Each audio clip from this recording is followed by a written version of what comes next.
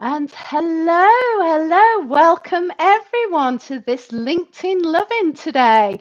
I'm absolutely delighted to be joined by Rebecca Newingham, who is the founder of the award-winning and global Get Ahead franchise. Ooh, Welcome, lovely to Rebecca. be here, Judy. Thank you. Hi, everyone.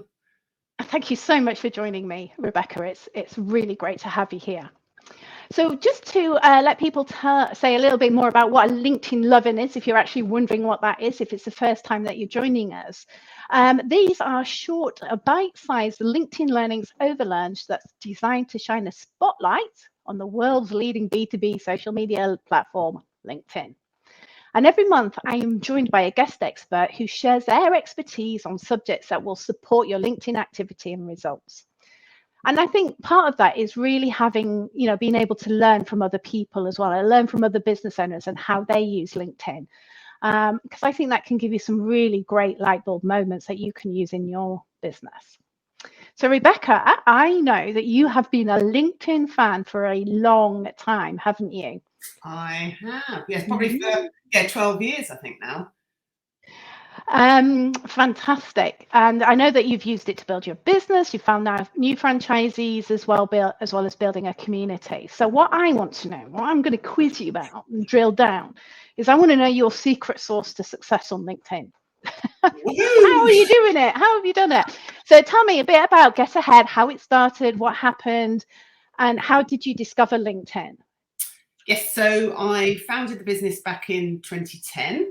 Got 3 children. The youngest was starting school. My husband was working in a corporate role, and it was very much like, what am I going to do next? And I'd had a career in retail buying, absolutely loved it. Branding and everything in that format was really important to me, but I always knew I had it more in me. I wanted something for myself. So Get Ahead was born in the end of 2010. Very much me offering virtual assistant services, did quite a lot of research. The States were probably 10 years ahead of us in terms of using that model. So I thought, right, I'm going to try it. My mum had always been, we always say people inspire us, don't we? And my mum had been a real inspiration to me, running a remote tutorial agency from home when I was growing up. So I knew I had it in me. It was more, how was it going to look? So I worked closely with my husband in terms of looking at the processes and how it was going to be, and networking was up there in terms of my engine to get the word out locally.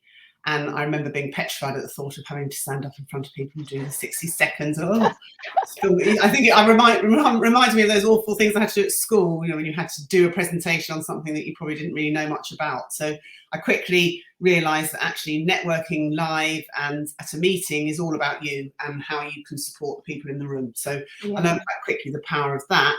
And LinkedIn became another tool within that marketing system in order to get my messaging out there, and also to meet future team members, because our concept is based around using and working with freelancers to provide remote business and marketing support to our client base. So LinkedIn was something that I was very aware of at the time. Obviously, Instagram and Twitter didn't really feature as much in my world, but LinkedIn was my tool for going networking and a way of capturing all my connections together in one place. And I used to almost have a bit of a competition with myself, thinking, how can I connect with? And it was often the first thing I did when I got back from a meeting was think, well, who have I met? And of course, everyone was giving you hundreds of business cards then. So it was a matter of sort of keeping them all together. And I utilised LinkedIn very much as that platform for making those connections, and also a wonderful way to extend my network beyond the local area. I'm in Guildford in Surrey.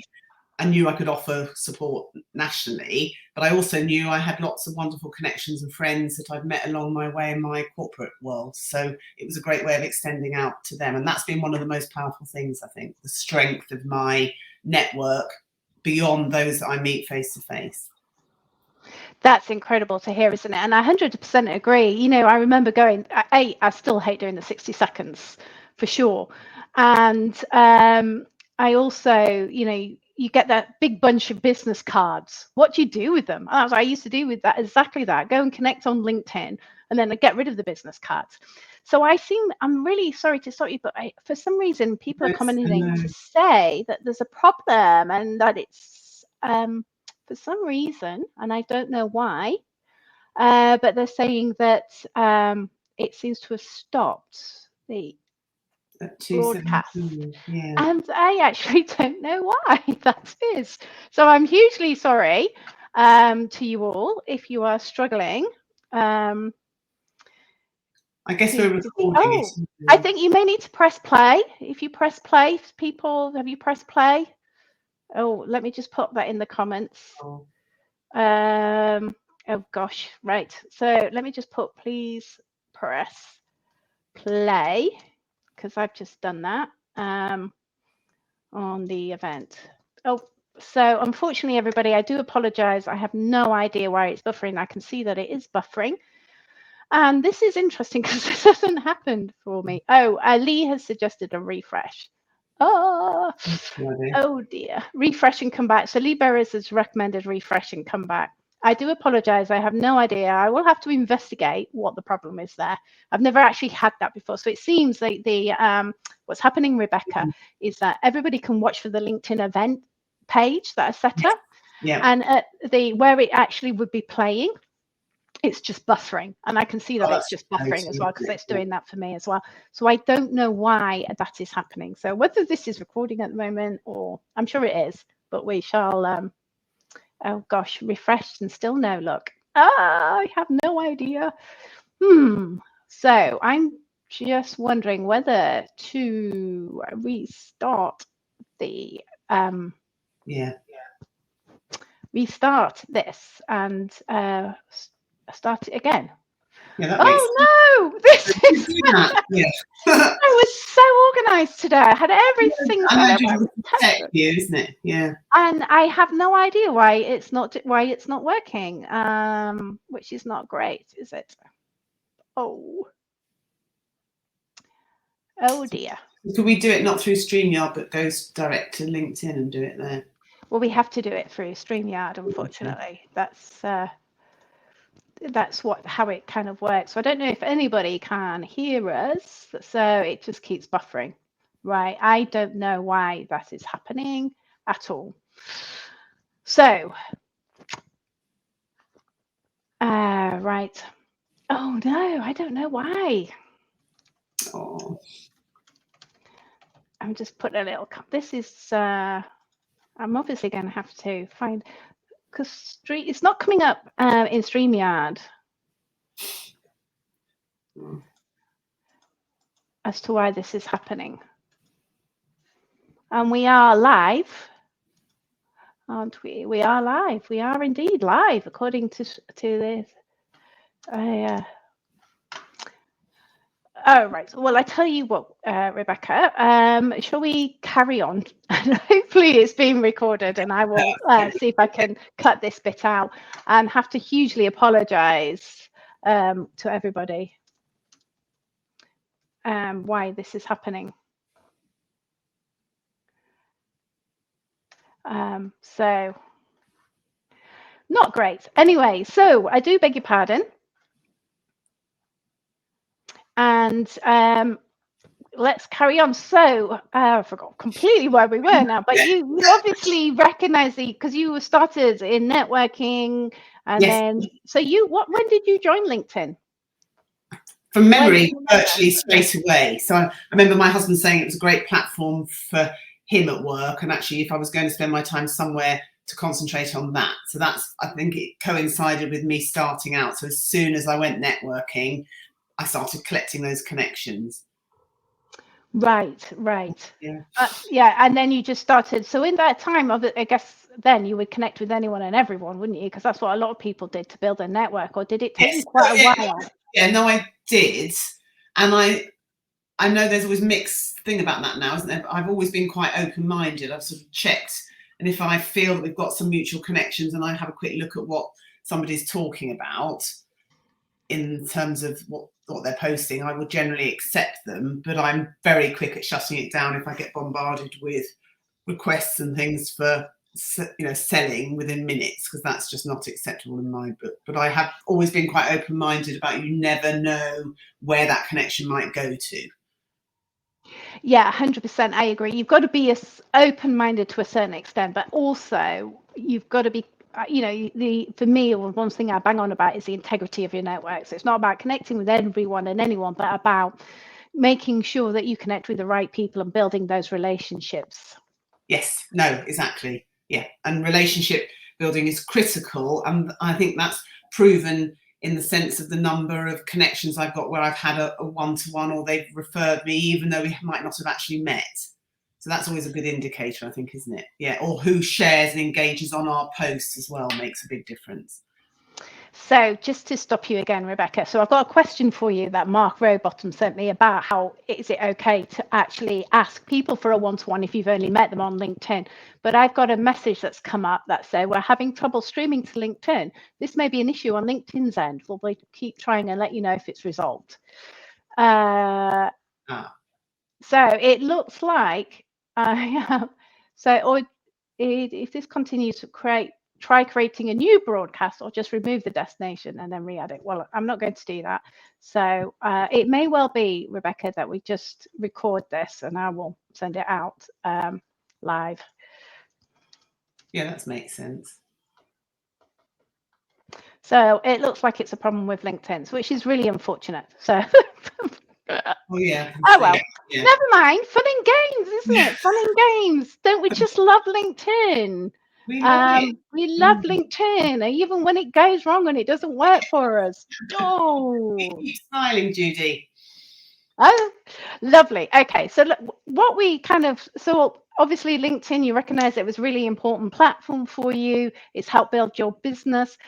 Can you tell me how has it played? What, in what way has it worked for you as a platform? I mean, if you didn't have LinkedIn, it would have been a lot harder, I guess. Yes. Oh no. So I've always seen it as very much an important role in itself in my marketing mix, in my sort of marketing strategy. So I was very aware before we even set up a company page that it was an opportunity for me to share my knowledge, explain, perhaps promote elements of our service, and perhaps the networking groups I was going to. So I quite quickly tried different ways of posting. So whether it was a photo of me networking, whether it was the networking meeting I was at, or whether it was a blog we were doing, and I tried and tested that, which I remember, and I still find, Judy, now you have a post, you think, yeah, I'm going to put this up, and you don't quite get the engagement you were hoping, and then the opposite, where you put something up thinking, oh, no one's going to engage with this, and suddenly it flies. So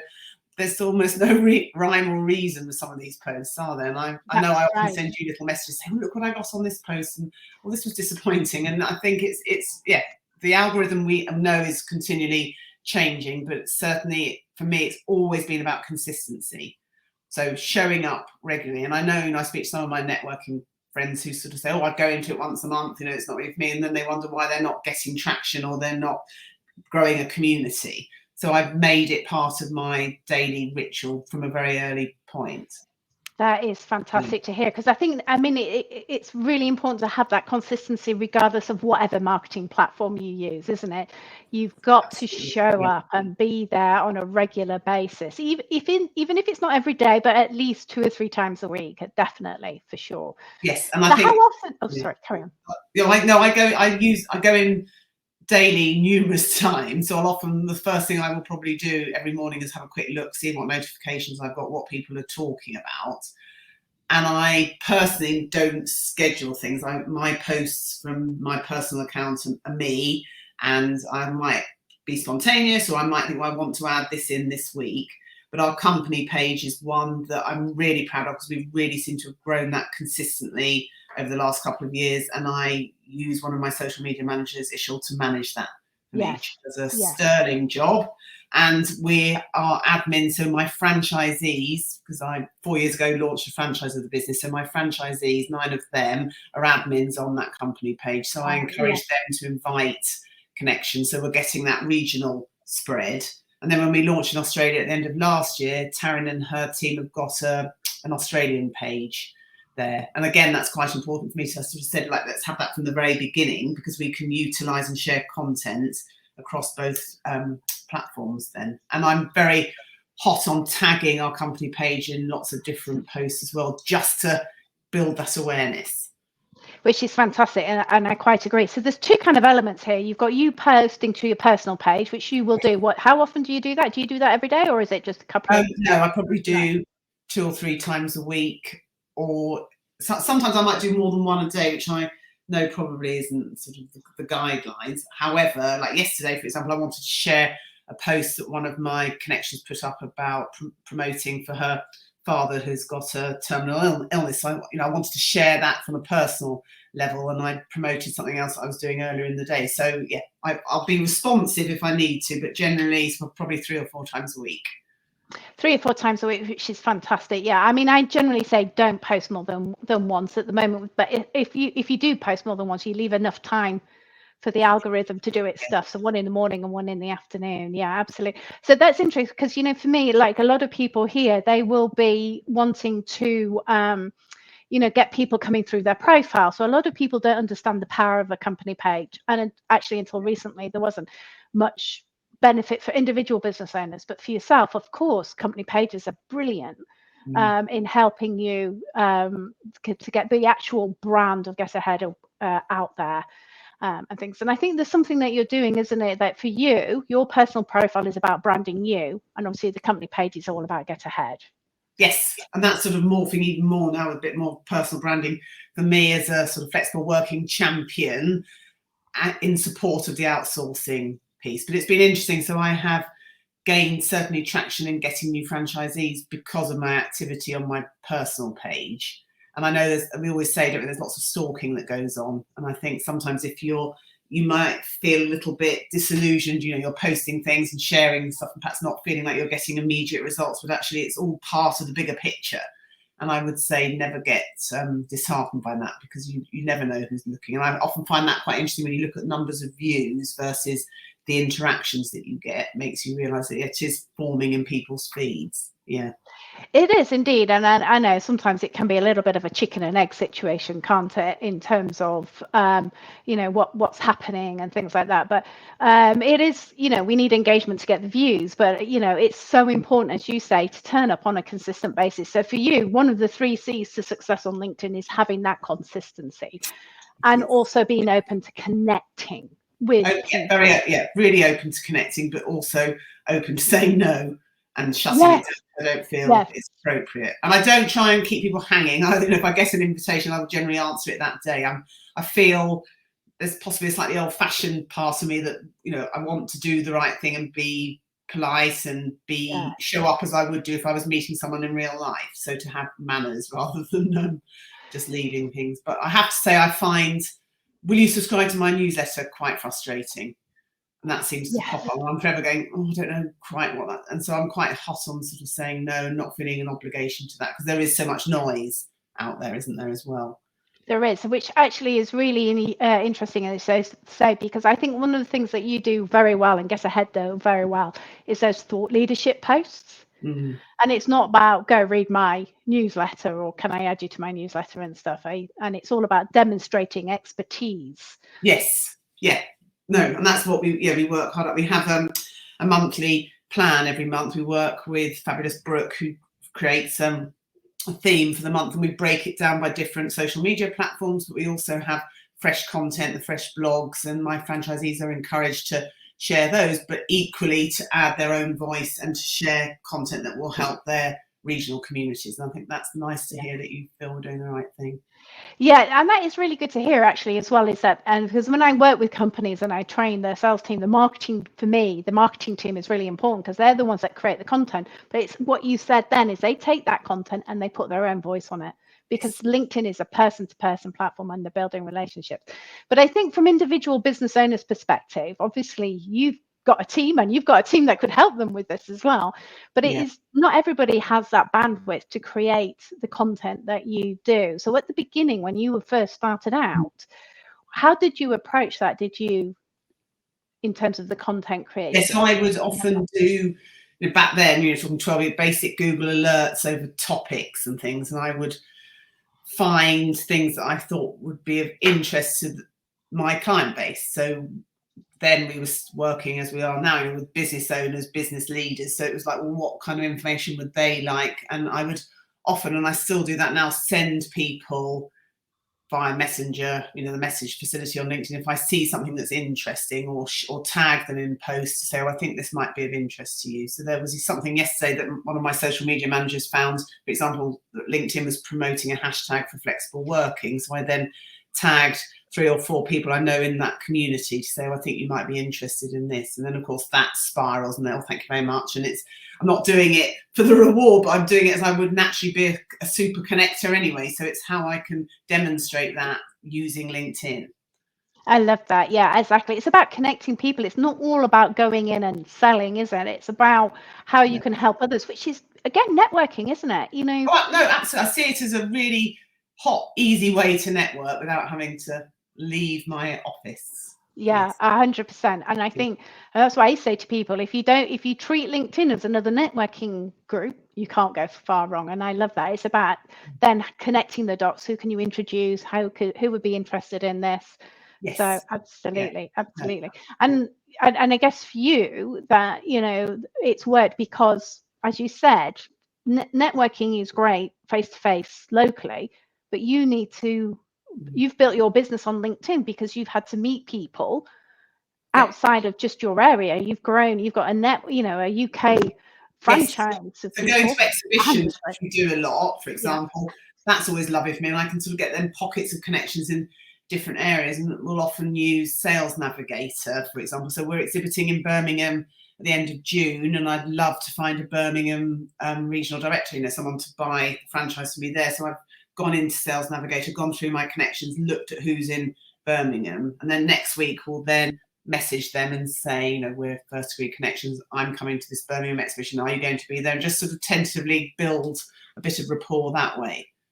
Yeah, fantastic. And then obviously LinkedIn underpins it all, and it just, because that's what I find is that you can then use LinkedIn to support that, which is fantastic. Yes. So obviously with this, you know, for those people who have maybe are a little bit sort of tentative when it comes to connecting, what do you, because I know you're, as I say, well, I know we've touched on this, but you're open, but, you know, how quickly would you ask somebody for a one-to-one, or if you met somebody on I would, LinkedIn? yes, good question. So I would always send a personalised invitation, I say always, you know, 90% of the time we'll send a personalised one, and I then realise how you can sort of personalise them and just be polite again in that. And then I remember somebody saying to me it's useful to sort of monitor your new connections content, so I try and do that as well, so I see it. And LinkedIn is quite clever, isn't it, when it comes up on your notifications, this person's put some content out, would you like to comment? So I try and engage, especially if they're hot connections that I want to nurture, then I'll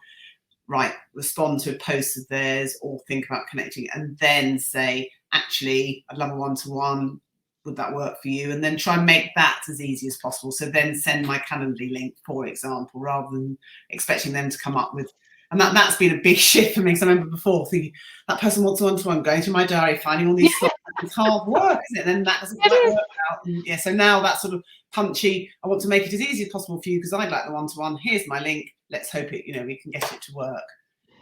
And that's perfect. But what you've demonstrated in there is that you connect, and as you're right, LinkedIn sends notifications to say your new contact or your new connection has posted. So it does make it a little bit easier for you to go and engage, but you're still building that relationship. So you're not going straight in with let's have a one-to-one. No, you're doing a little bit of warming up. Yeah. Yes, it is. And then, of course, if you, like you were saying before, you could tag them on interesting content, or maybe send them a link to some interesting content. So it's all kind of... I've done that quite a lot this week, actually, because I feel it's not quite so in someone's face, as it's them enabling them to take action if they want to, rather than sometimes the tagging can be a bit of overkill. But you know, if you're sending a post, it's going into their inbox, so they will get that notification and be able to attack it that way. Yeah, and that is a great point there. That's something that people forget, is that, you know, people, notifications, messages on LinkedIn all drop into people's inboxes. You want to get into somebody's inbox, start messaging and connecting with them and stuff on LinkedIn, because then it helps you. Yes, and I've had that as well, especially with, say, prospect franchisees that have said, oh no, I didn't get your copy of the prospectus, it went into my junk. So I'm now doing that as well as WhatsApping. because I'm finding that quite interesting. Not that I'm bombarding people, Judy, promise. You will get this. You will get this somehow, but you know, email can be temperamental, can't it? And if you have got something that you really want them to see, you know it's going to arrive if you utilise the messenger. Yeah, absolutely. I often will tell people, I've just sent you a message, an email, look out for it. I'll send a message on LinkedIn to tell them I've sent them an email. Yeah, go figure that. So that's really interesting. So what I really want to understand is this community, because I know, so there was a few years ago, wasn't it, LinkedIn Local was born. And this was a worldwide initiative run by somebody who wasn't part of LinkedIn to get people to know their connections better, certainly their local ones. And unfortunately, LinkedIn realized how successful it was, took over, and it just kind of died a death. Apart from LinkedIn Local Guildford, which is hugely successful, isn't it? Yeah. So I think, as I said, when I first launched the business, networking formed a huge part of that, as it still does now, but even more so then. And I went to a LinkedIn Local in Farnham, which is a local town to me. They were running it, and I thought, aha, there's an opportunity here, because I'd run a couple of, my first ever client was an all-women networking group, so I knew the power of it. But this appealed to me even more with it being linked to LinkedIn in terms of just opening up a whole new world that perhaps I haven't tapped into. So set it up 3 and a bit years ago, and then we obviously ran it for a year. COVID happened, moved on to Zoom, and you know that was amazing. But we've now run out of energy of doing the Zoom. It just doesn't do it for us. So we had the most wonderful live meeting last week in a lovely local location right on the river, and it was amazing. And there were so many people I'd never met before. Wow. I suddenly, it again reiterated to me the power of just setting up a community and letting it make its way almost without my control, which I find really interesting. And I've always, because it's voluntary, I didn't ever want to charge people. I didn't want to make it a hassle. So for me, it's very simple. I've got the LinkedIn Local page that we set up. So we've got sort of 400 people on there. And I simply use Eventbrite, put the event out, make sure we've got the space available, and it just does its own thing. And amazing though. It feels like my own party every time, because sort of you greet people, they come in, they connect with each other. I do a roundup message on LinkedIn the next day, and my profile views just are amazing as a result of that. So there's a couple of things that I think are amazing. First of all, how you're using LinkedIn with other marketing activities, with other visibility raising activities. And, you know, none of these you're selling. It's all about working with other people and connecting, what you said before, introducing people. But they're working beautifully together.